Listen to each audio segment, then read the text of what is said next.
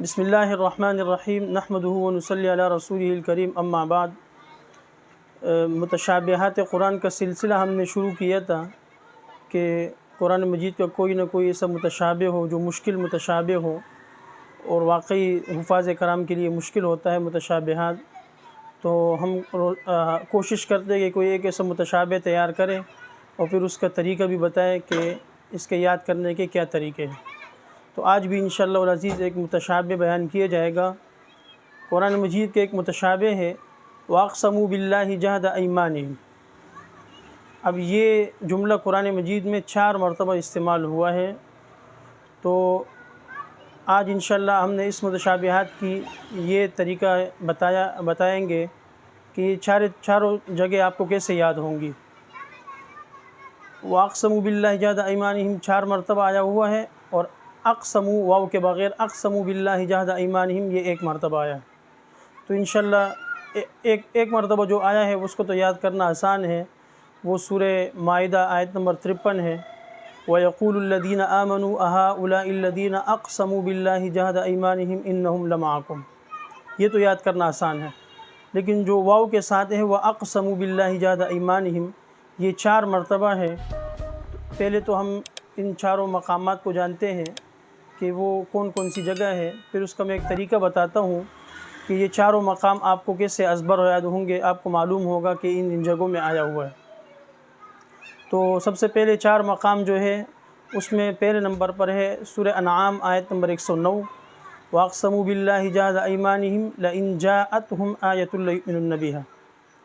دوسرا مقام ہے سورہ نحل آیت نمبر 38 وَأَقْسَمُوا بِاللَّهِ جَهْدَ أَيْمَانِهِمْ لَا يَبْعَثُ اللَّهُ مَن يَمُوتُ بَلَىٰ وَعْدًا عَلَيْهِ حَقًّا۔ اور تیسرا مقام ہے سورہ نور آیت نمبر 53 وَأَقْسَمُوا بِاللَّهِ جَهْدَ أَيْمَانِهِمْ لَئِنْ أَمَرْتَهُمْ لَيَخْرُجُنَّ۔ اور چوتھا مقام ہے سورہ فاطر آیت نمبر 42 وَأَقْسَمُوا بِاللَّهِ جَهْدَ أَيْمَانِهِمْ لَئِنْ جَاءَهُمْ نَذِيرٌ لَيَكُونُنَّ أَهْدَىٰ مِنْ إِحْدَى الْأُمَمِ۔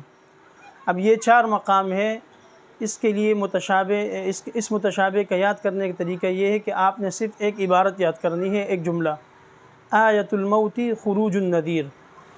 آیۃ الموت خروج النذیر کہ موت کی علامت ڈرانے والے کا نکلنا ہے۔ تو آیۃ الموت خروج النذیر کی تشریح یہ ہے کہ اس میں پہلا جملہ اس میں پہلا کلمہ ہے آیت، تو یہ اشارہ ہے سورہ انعام آیت نمبر 109 کی طرف وَأَقْسَمُوا بِاللَّهِ جَهْدَ أَيْمَانِهِمْ لَإِنْ جَاءَتْهُمْ آيَةٌ لَيُؤْمِنُنَّ بِهَا۔ اور دوسرا اس جملے میں کلمہ ہے الموت کا لفظ ہے، تو اس سے اشارہ ہے سورہ نحل کی آیت نمبر 38 کی طرف وَأَقْسَمُوا بِاللَّهِ جَهْدَ أَيْمَانِهِمْ لَا يَبْعَثُ اللَّهُ مَن يَمُوتُ، تو یہ موت کا لفظ اس میں آ گیا۔ اور پھر آیۃ الموت خروج النذیر میں تیسرا کلمہ ہے خروج کا لفظ، تو یہ خروج کے لفظ سے اشارہ ہے سورہ نور کی آیت نمبر 53 کی طرف وَأَقْسَمُوا بِاللَّهِ جَهْدَ أَيْمَانِهِمْ لَئِنْ أَمَرْتَهُمْ لَيَخْرُجُنَّ۔ اور چوتھا کلمہ اس جملے میں استعمال ہوا ہے النذیر کا، تو اس سے اشارہ ہو گیا سورہ فاطر کی آیت نمبر 42 کی طرف وَأَقْسَمُوا بِاللَّهِ جَهْدَ أَيْمَانِهِمْ لَئِنْ جَاءَهُمْ نَذِيرٌ لَيَكُونُنَّ أَهْدَىٰ مِنْ إِحْدَى الْأُمَمِ۔